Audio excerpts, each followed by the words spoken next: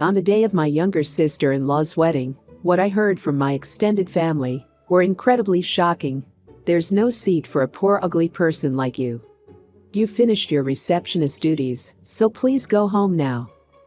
What on earth did I do? Their terrible treatment of me made me stand there dumbfounded, but little did they know, the events that unfolded afterwards would leave them in despair instead.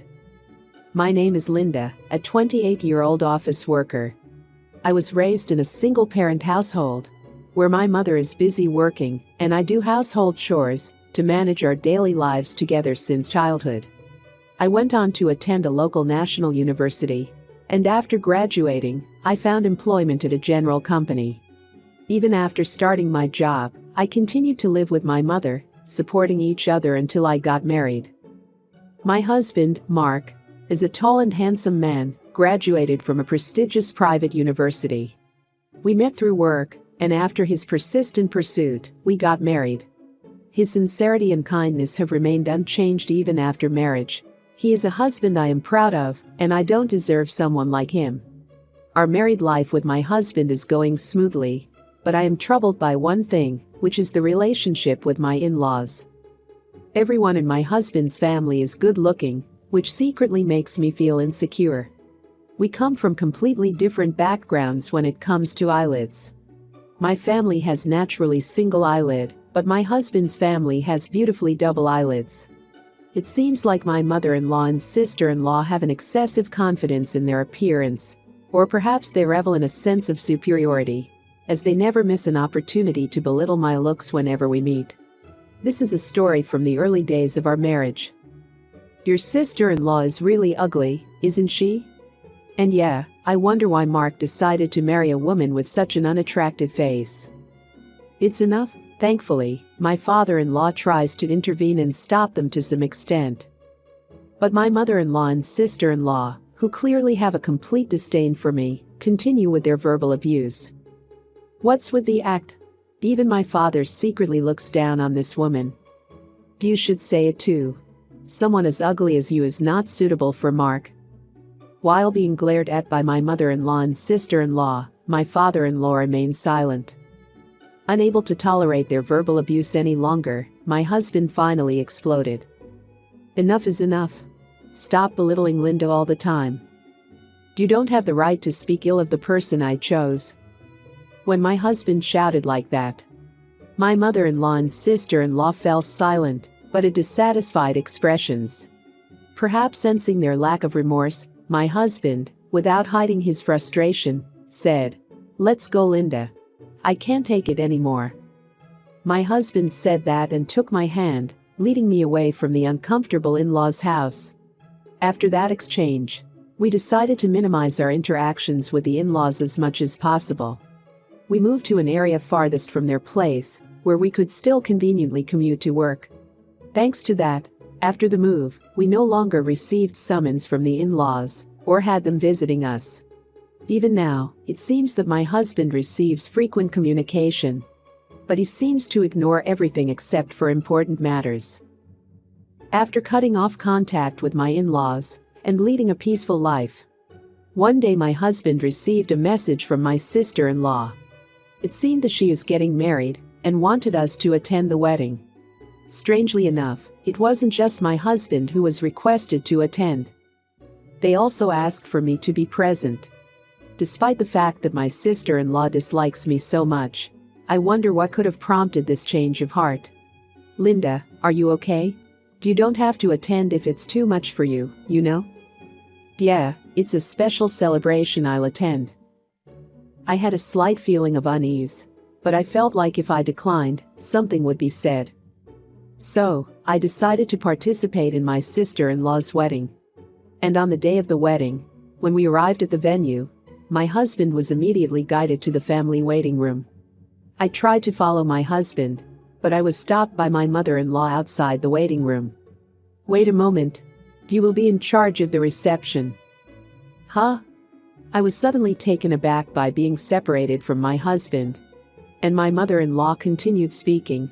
"I hope you understand, but if you try to pocket the wedding gift, I won't tolerate it." My mother-in-law, with those words, arrogantly made her point. While I was still trying to process what she said, feeling dumbfounded, she walked away from the scene. On the day itself, I became irritated by the sudden order, but my mother-in-law, whom I should have argued with, had already left. Leaving me with no opportunity to say anything, I reluctantly followed her instructions. As I finished the reception and was about to enter the venue, my mother-in-law appeared again.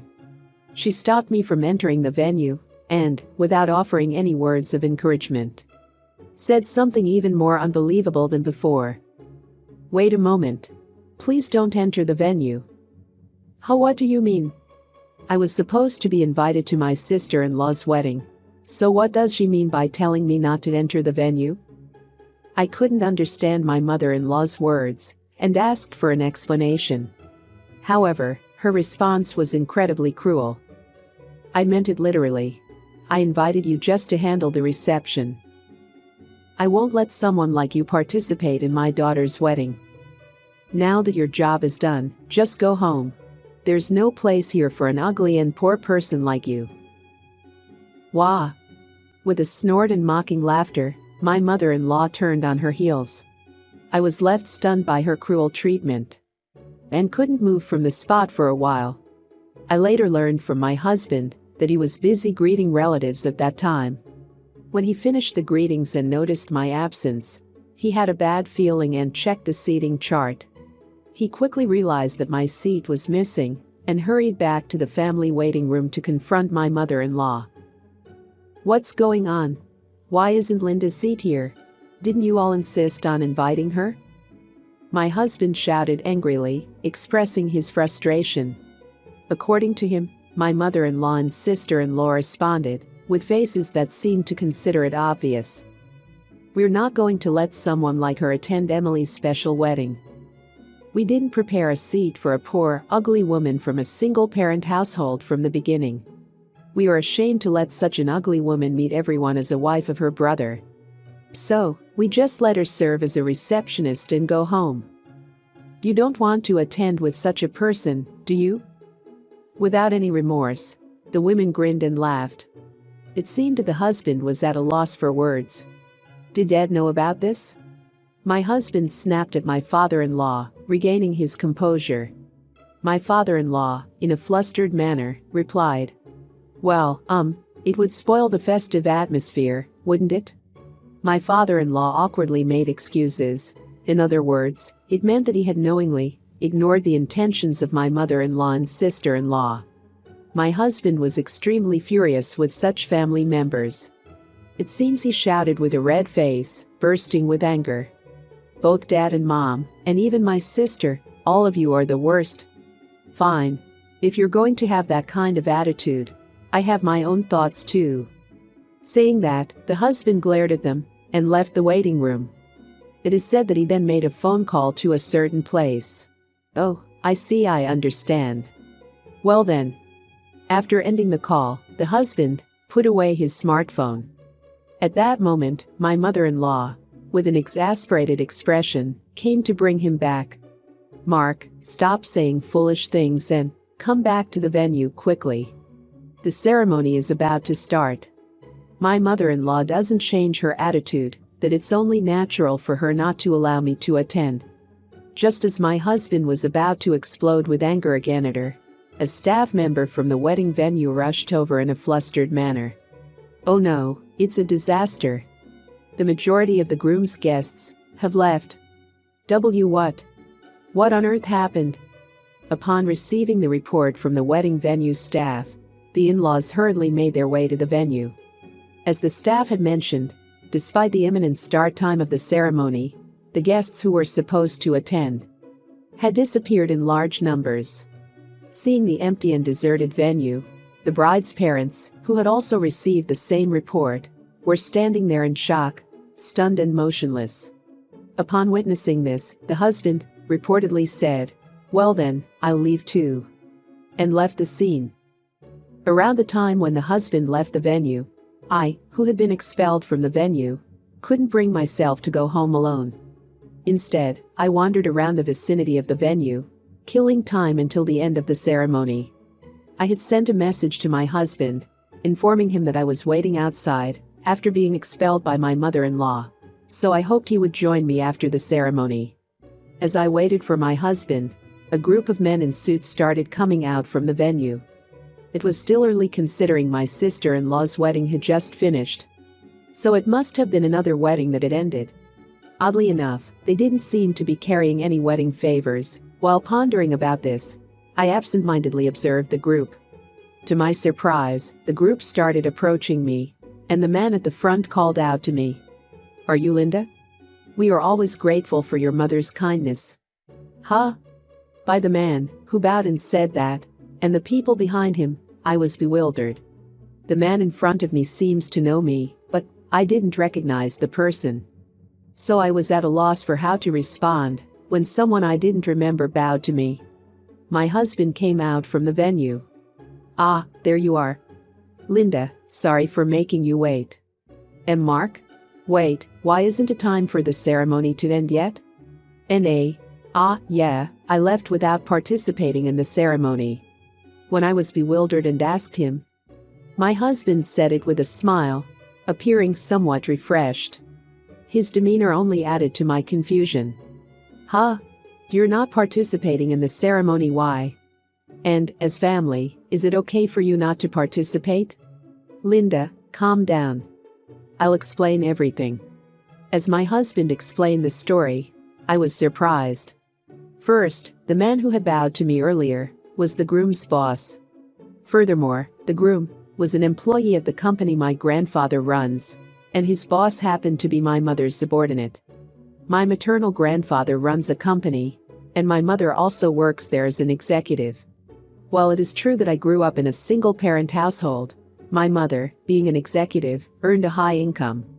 Therefore, we did not have a particularly impoverished family environment. My role was to support my busy mother, who held the position of a company executive, by taking care of household tasks. The derogatory comments from my mother-in-law and sister-in-law, labeling me as a poor person, stemmed from their own assumptions that being in a single-parent household meant being impoverished. It turns out that they were simply projecting their own beliefs onto me. By the way, my husband was well aware of our family's situation, and he himself had interactions with my grandfather's company due to his own work. It seems that he was already acquainted with the groom prior to this because of their previous encounters. The person my husband called when he left the family waiting room was indeed this groom's boss.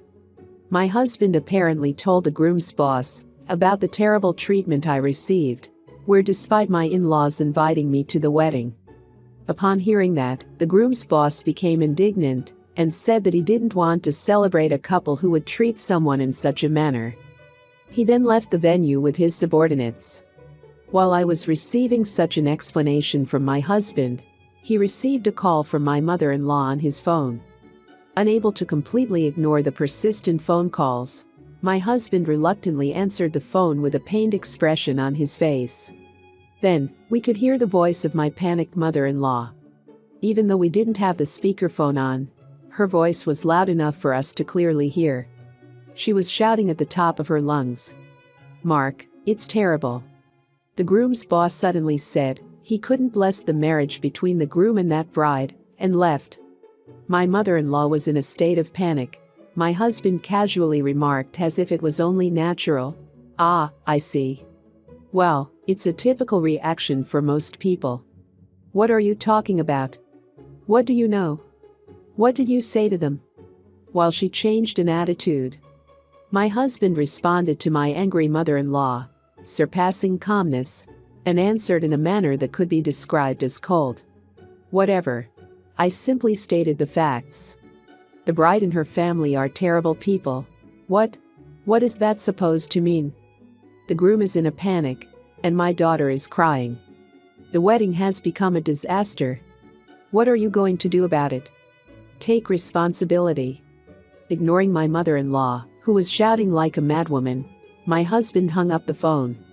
It seemed he even turned off the power to prevent any further calls from her. With a serene expression, he took my hand and led me away. "Come on, Linda. Let's go home." And just like that, while I was still taken aback, The revenge plot against my in-laws by my husband came to an end. In the end, my sister-in-law's wedding was cancelled without even starting. The majority of the guests had left, and the bride and groom themselves were in no state to have a wedding, as they were greatly distraught. It's understandable that the wedding had to be called off. And later, the groom learned from his boss that my sister-in-law had been mistreating me, her sister-in-law, in collaboration with my mother-in-law. This mistreatment included regularly belittling and mistreating me, as well as the incident that occurred on the wedding day. He was informed about the terrible treatment I had endured. Upon hearing this, he became furious and decided to break off the engagement with my sister-in-law. After breaking off the engagement, according to my husband, who had encountered the groom at work, he said it was fortunate they had planned to register their marriage after the wedding. He mentioned that the groom had a wry smile on his face. My sister-in-law, on the other hand, had originally planned to split the wedding venue expenses. But the groom demanded that she pay the entire amount. However, with no money, she reluctantly borrowed and paid off the expenses. With the engagement being broken off, my sister-in-law ended up burdened with debt. She became a recluse in my in-laws' house. It seems that she spends her days insulting and berating my in-laws.